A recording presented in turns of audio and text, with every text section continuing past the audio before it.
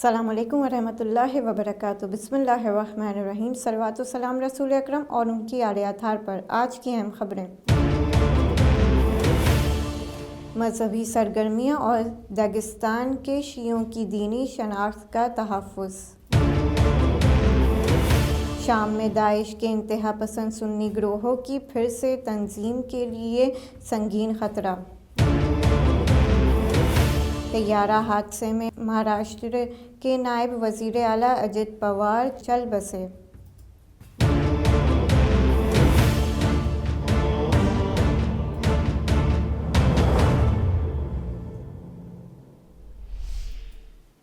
السلام علیکم ورحمۃ اللہ وبرکاتہ۔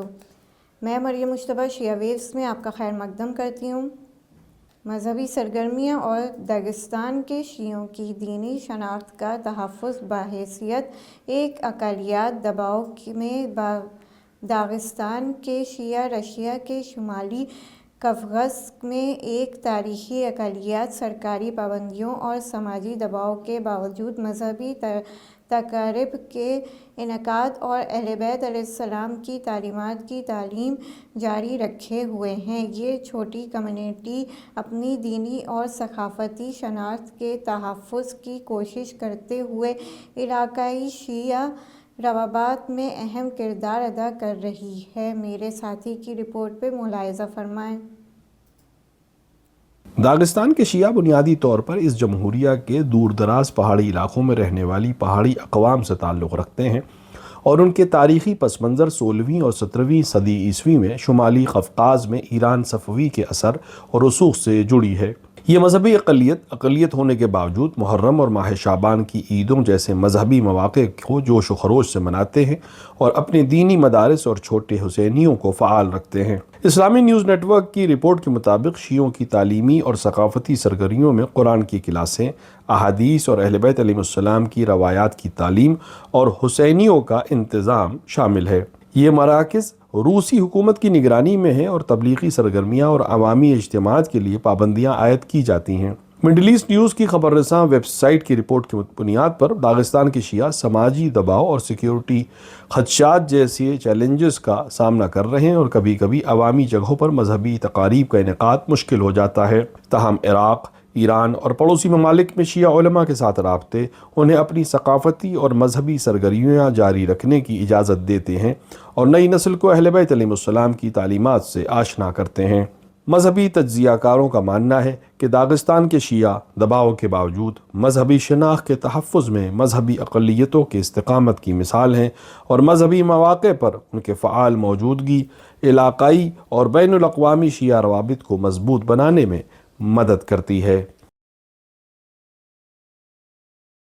عراق کے قومی انٹیلیجنس ادارہ کے سربراہ حامد الشتری نے خبردار کیا ہے کہ شام میں دہشت گرد تنظیم داعش کے انتہا پسند سنی گروہوں نے گزشتہ ایک سال کے دوران نمایاں طور پر خود کو دوبارہ منظم اور مضبوط کیا ہے، جس کے نتیجے میں اس کے جنگجوؤں کی تعداد تقریباً 2000 سے بڑھ کر قریب 10,000 تک پہنچ گئی ہے۔ واشنگٹن پوسٹ سے گفتگو میں حامد الشتری نے کہا کہ داعش ایک منظم اور مربوط اکائی کے طور پر کام کر رہی ہے اور شمال مشرقی شام میں سیکیورٹی کی بگڑتی ہوئی صورتحال اور مختلف علاقوں کے کنٹرول میں تبدیلیوں سے فائدہ اٹھاتے ہوئے نئے ٹھکانے قائم کرنے اور نئے افراد کو بھرتی کرنے میں کامیاب ہو رہی ہے۔ ماہرین نے بھی خبردار کیا ہے کہ داعش کی اس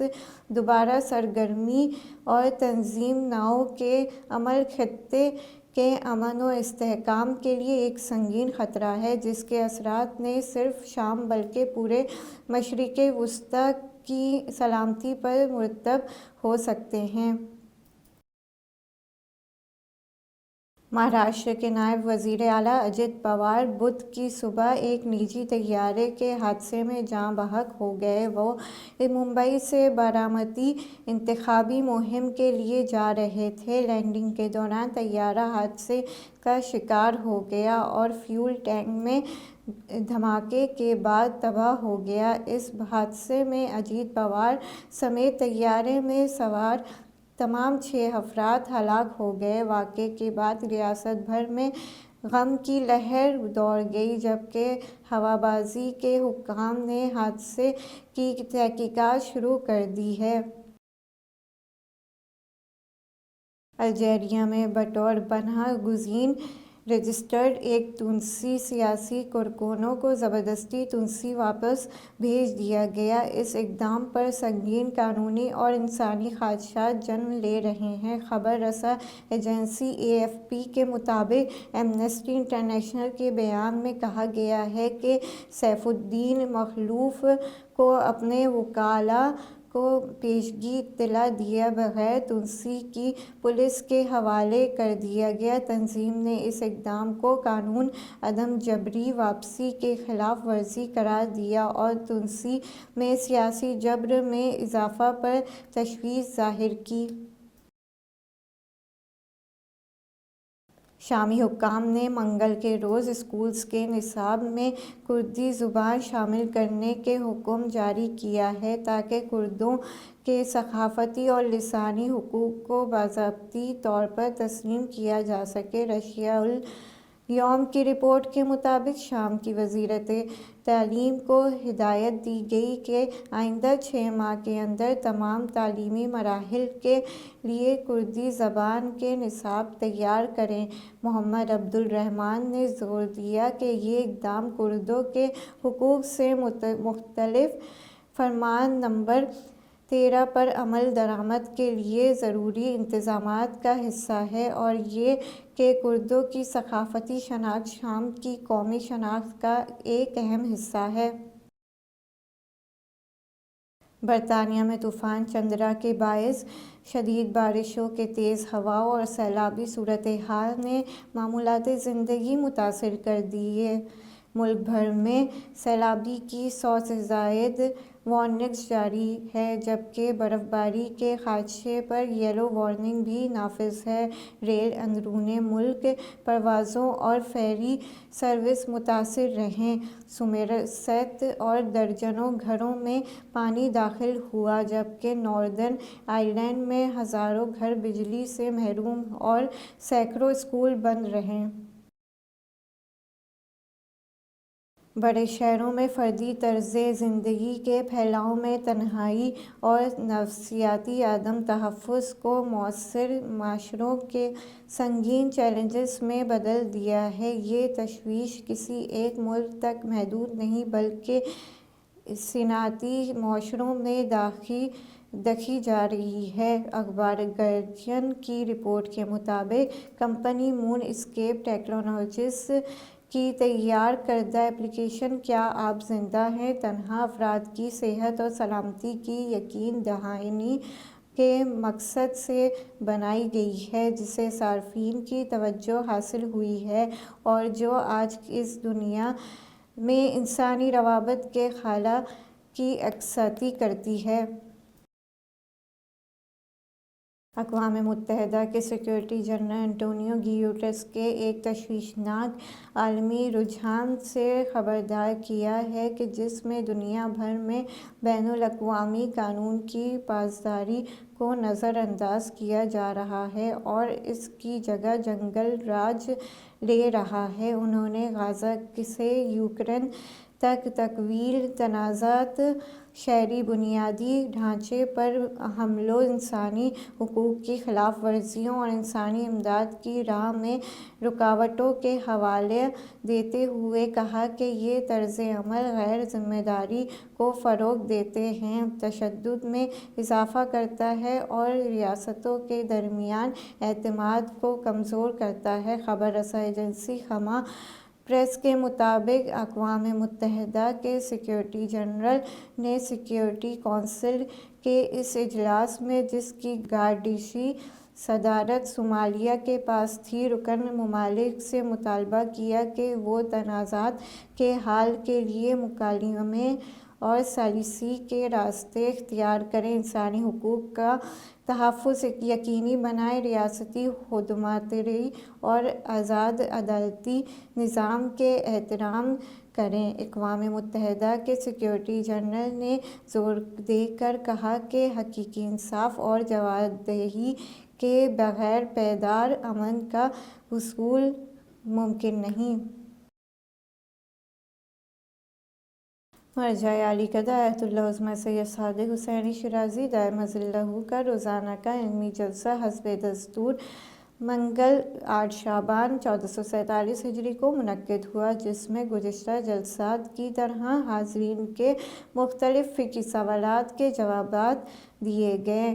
ناصبیوں اور اہل بیت علیہ السلام کے دشمنوں کے حکم کے بارے میں گفتگو کرتے ہوئے آیت اللہ عظمہ شیرازی نے فرمایا، اگر کوئی شخص ناصبیوں اور اہل بیت علیہ السلام کے دشمنی کرے تو اس کا حکم کافر ہے۔ انہوں نے زیارت عاشوراء کی جانب اشارہ کرتے ہوئے فرمایا، ناصبی اللہ اور رسول خدا صلی اللہ علیہ کے دشمنوں کے زمرے میں شمار ہوتے ہیں۔ آیت اللہ عظمہ شیرازی نے مزید فرمایا کہ یہ بات روایت متواتر ہے، وارد ہوئی ہے اور عروۃ الوثقی میں باب نجاسات اور کافر کے احکام میں ضمن میں بھی اس کی جانب اشارہ موجود ہے، نیز اس مسئلے پر اجماع بھی پایا جاتا ہے۔ آج کی اہم خبریں پھر سے ایک بار۔ مذہبی سرگرمیاں اور داغستان کے شیعوں کی دینی شناخت کا تحفظ۔ شام میں داعش کے انتہا پسند سنی گروہوں کی پھر سے تنظیم، علاقے کے لیے سنگین خطرہ۔ طیارہ حادثے میں مہاراشٹر کے نائب وزیر اعلیٰ اجیت پوار چل بسے۔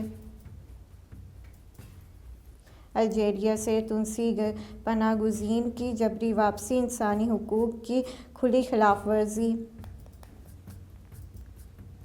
شام میں نصاب تعلیم میں کردی زبان کی شمولیت۔